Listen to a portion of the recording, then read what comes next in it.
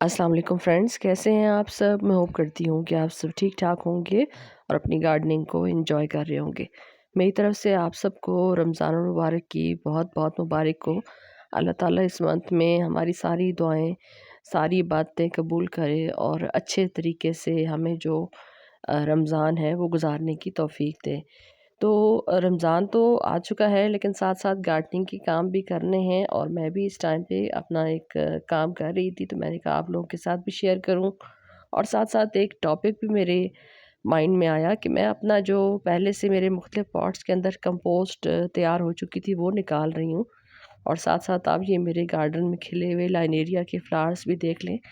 तो फ्रेंड्स, कहने का मतलब ये है कि अब रमज़ान मुबारक में काफ़ी सारी चीज़ें हम बनाते हैं, तो काफ़ी सारा किचन से हमारा वेस्ट मटेरियल भी निकलता है। तो आप लोगों ने उस किचन से निकले वाले कचरे को इस तरह से ब्लैक गोल्ड में तब्दील करना है। और ये करना बहुत आसान है, बिल्कुल भी मुश्किल नहीं है। आप अपने किचन का जो भी रोज़ का वेस्ट निकलता है, क्योंकि आम तौर पे जो हमारे किचन में एक्टिविटी होती है काफ़ी ज़्यादा, हम जो है वो रमज़ान मुबारक में इफ्तारी के टाइम पे काफ़ी सारे लवाज़मात तैयार करते हैं। तो ज़ाहिर है जब वो चीज़ें हम बनाते हैं तो उसमें काफ़ी सारे सब्जियों और फलों के छिलके निकलते हैं। तो क्या ये बेहतर नहीं है कि उन सब्जियों और फलों के छिलकों को हम इस तरह से अपने गार्डन के अंदर ऐड करें और इतनी खूबसूरत ज़बरदस्त सॉफ्ट सॉइल जो है वो अपने गार्डन में बनाएँ?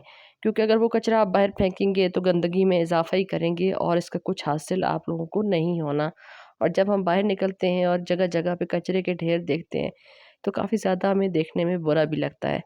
तो अभी जो है वो आप लोग स्टार्ट करें, पहले रमज़ान से ही, पहली इफ्तारी से आप इस चीज़ को लेके चलें कि अगर आपने इससे पहले कभी कंपोस्ट नहीं बनाई तो मैं आप लोगों के साथ शेयर करती हूँ। जिस तरह का गमला जिसमें से मैं अभी मिट्टी निकाल रही हूँ, इसी तरह का एक गमला आप ले लें। उसमें आपने ठीकरी का एक टुकड़ा रखना है। ठीकरी मतलब जो टूटे-फूटे गमले का टुकड़ा होता है, ताकि उसमें से पानी जो एक्स्ट्रा होगा वो निकल जाएगा, लेकिन मिट्टी जो है वो ड्रेनेज होल से ना निकले।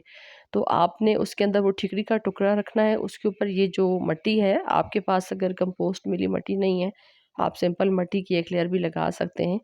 वो एक लेयर आप मिट्टी की लगा के ऊपर जो है वो आप अपना सारा जो किचन से वेस्ट निकलता है, इन दिनों में काफ़ी सारी चीज़ें हम बनाते हैं तो काफ़ी सारा सब्ज़ी और फलों के छिलके निकलते हैं, वो आप इसके अंदर डाल सकते हैं। उसकी एक लेयर लगाएँ। उसके अलावा अगर आपके गार्डन से खुश्क पत्ते जो हैं वो निकले हुए हैं, काफ़ी सारे ड्राई लीव्स होते हैं, तो उनको आप इसके अंदर ऐड कर सकते हैं। और एक लेयर आप इसके अंदर फिर मिट्टी के ऊपर से लगा दें, क्योंकि मिट्टी की लेयर जो है वो जल्दी डिकम्पोज़िशन का अमल जो है वो उसको सारे प्रोसेस को फ़ास्ट करती है।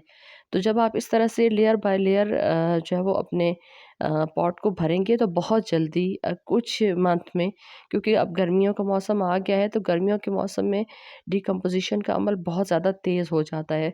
यानी अगर आप सर्दियों के मंथ में कंपोस्ट वग़ैरह बनाते हैं किचन वेस्ट की, तो वो 3-4 महीने ले लेती है। लेकिन ये है कि अगर आप इस तरीके से कंपोस्ट बनाते हैं, तो फिर बहुत आसानी के साथ आपकी जो है वो हार्डली बहुत ज़्यादा अगर हुए तो 2 मंथ के अंदर आपकी खाद जो है वो तैयार हो जाती है। तो आप जो है वो इस तरीके को इख्तियार करें। ये देखिए, ये ठीकरी का टुकड़ा है, ये इस तरह से रख के ऊपर से एक मिट्टी की लेयर जो है वो इस तरह से उठा के मैं इसके अंदर डालूँगी। और डालने के बाद फिर मैंने जो तरीका आप लोगों के साथ शेयर किया है, वो मैं अपने जो इस पॉट है इसके साथ करूँगी। और आप यकीन कीजिए कि जब आप एक दफ़ा इस प्रोसेस को करते हैं, तो आपको इतना ज़्यादा खुशी फ़ील होती है, और वो जो इंतज़ार होता है कि हमने जो किचन वेस्ट भरा है, उसके बाद जब हमारी खाद तैयार होगी, तो वो देखने में कैसी होगी, मैं आप लोगों को इसीलिए ये दिखा रही हूँ कि मैंने कुछ ही मंथ पहले जो है वो इसके अंदर ये देखिए, ये सारा किचन वेस्ट भरा था, साथ पत्तों की लेयर डाली थी, अब माशाल्लाह से कितनी ज़बरदस्त तरीके से ये तैयार हो चुकी है। तो अगर आपको वीडियो अच्छी लगी हो तो वीडियो को लाइक कर दें। Thanks for watching. अल्लाह हाफ़िज़।